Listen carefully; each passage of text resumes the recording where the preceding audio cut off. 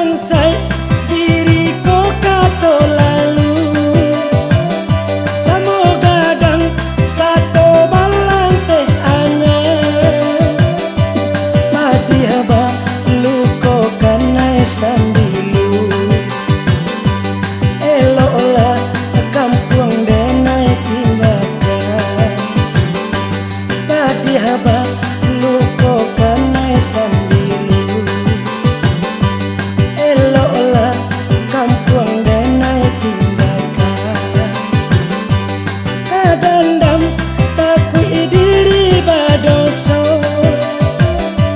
Dia menjawab badanku kini untung isu bayar balik nanti. Kok tak aja diri bapantang mati untung isu bayar